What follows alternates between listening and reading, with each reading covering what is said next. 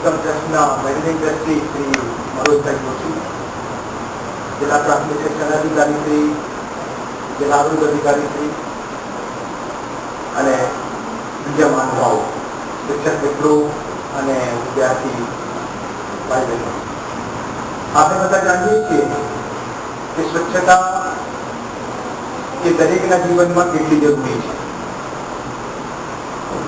અને ખાસ કરીને નાના નાના બાળકો જ્યારે શાળામાં ભણતા હોય, ઘરે હોય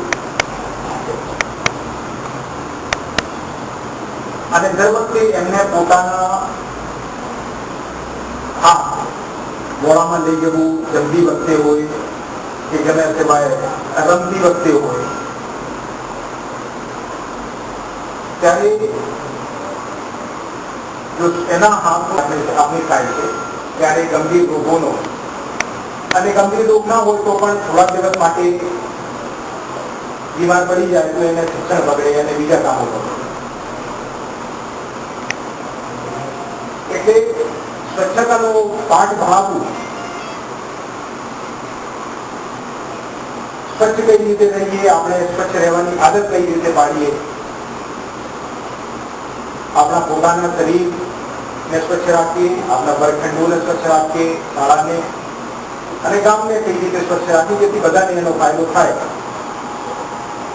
અને એ પ્રમાણેની આપણે આદતો વિકસાવવાની, ખાસ કરીને જમતા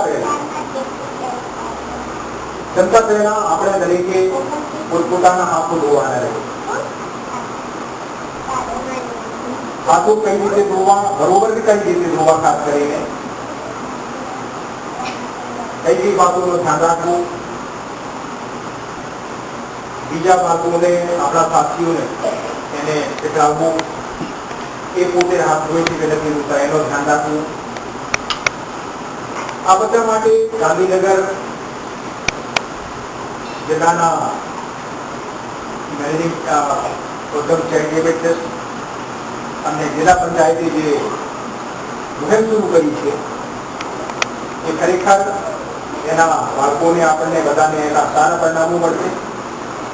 આપણે જે બાળકો, આમ તો આપણે જોઈએ તો હાથ ધોવામાં એટલે શું, લગાવવું અને હાથ ધોઈ નાખે, પણ બરોબર રીતે હાથોનો આપણો દરેક ભાગ બરોબર રીતે ધોવાઈ જાય અને ધોયા પછી પાણીથી કોઈ પણ સાબુનો કોઈ પણ હિસ્સો બાકી ન રહી જાય, કોઈ પણ અંગમાં કોઈ પણ થોડું પણ સાબુ બાકી ન રહી જાય. જેમ કે સાબુ છેવટે એક રસાયણ છે અને આપણા પેટમાં એ જાય તો એ પણ આપણા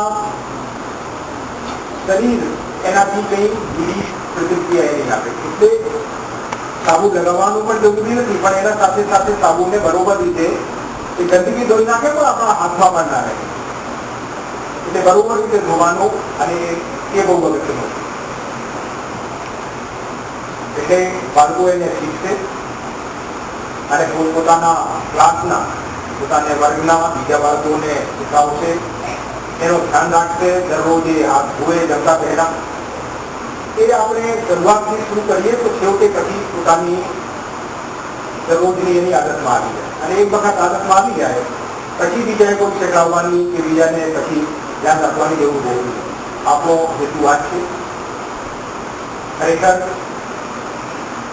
જિલ્લા પંચાયત અને ઉદ્ધમ ચેરિટેબલ ટ્રસ્ટ આ કાર્યક્રમને શરૂ કરવા માટે અભિનંદનના પાત્ર છે, અને એનાથી ચોક્કસ બાળકોના સ્વાસ્થ્યમાં ફાયદો થશે અને છેવટે એક સારી આદત સ્વચ્છ રહેવાની સારી એની હેબિટ છે એ બેઠશે, જેના બધાને એમને ફાયદો.